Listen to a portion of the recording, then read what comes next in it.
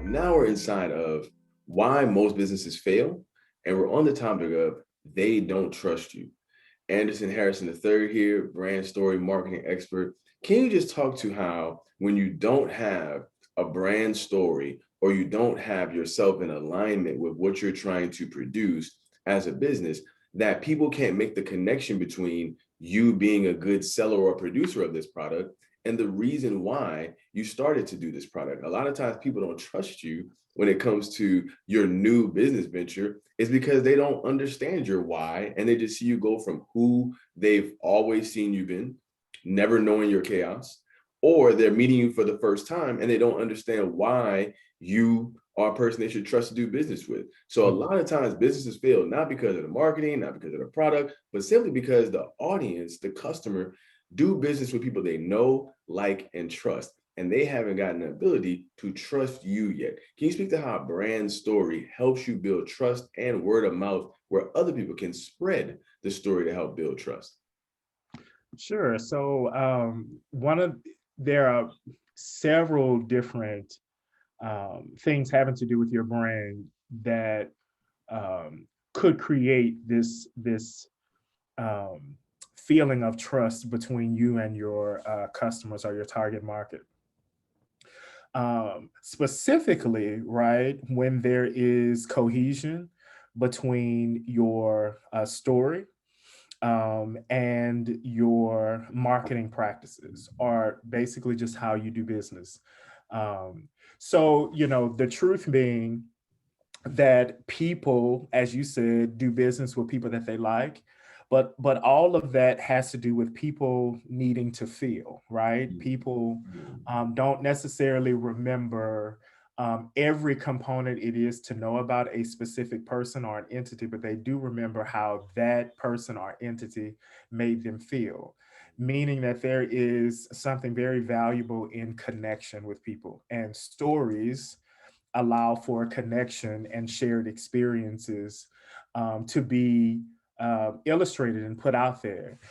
So, in the case of my own business and wanting to provide a platform by which small businesses, startups, minority-owned businesses could receive excellent and intentional branding for their business, um, I, as an entrepreneur myself, know what it's like to feel marginalized in spaces, where you've brought all the money that you have in order to make this investment for yourself. Like, I know what it's like to be in spaces where there are preconceived notions about people who look like you, where there are stereotypes that you're having to defeat based on the most ignorant ideologies.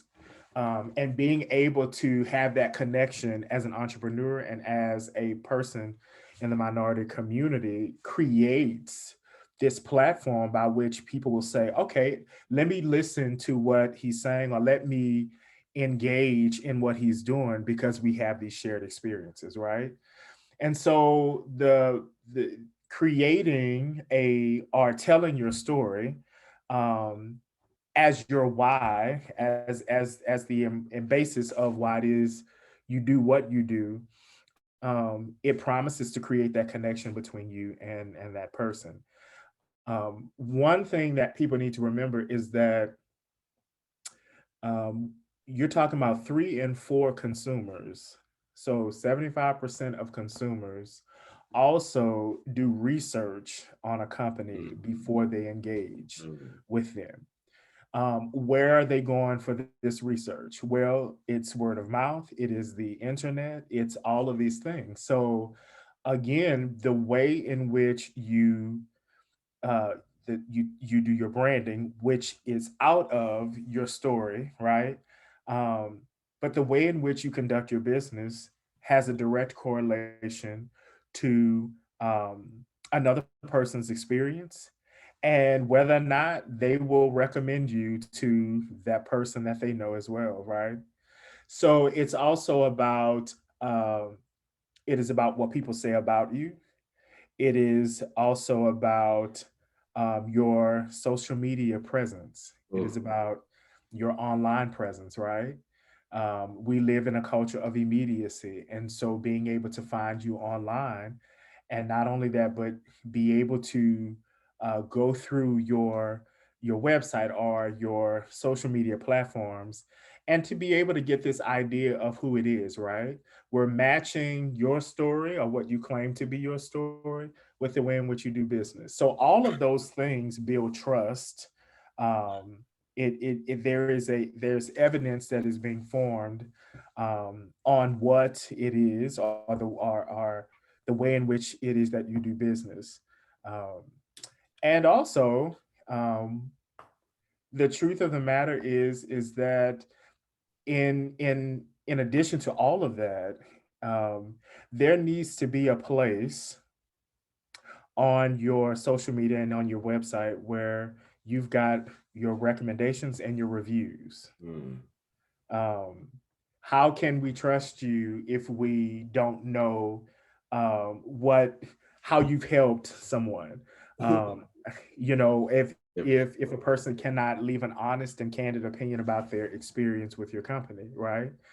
So that is just as pivotal. And I think lastly, one of the things that we definitely have to talk about is people don't trust you because you've not given them something as a glimpse or a snapshot as to what you do, right?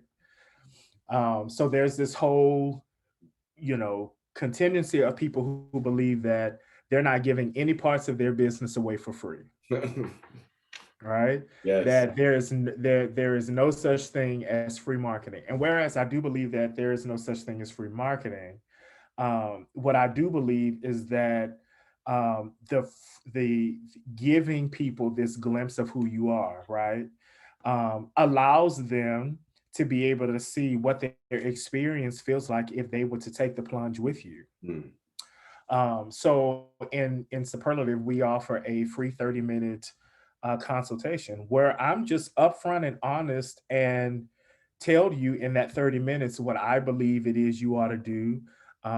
You come to me with an issue, and I will help you solve that issue.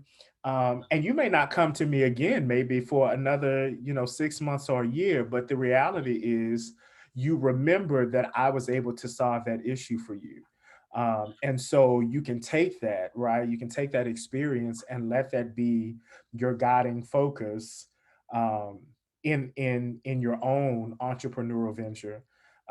But it might be that in a year you remember that you had this really great experience with me, and you decide um, to to engage more and perhaps patronize more of my services, my goods and services. And so building trust as it relates to your story happens when you've got um, when you've created connection with the consumer, when you have a online presence, a social media presence that includes recommendations from people and reviews.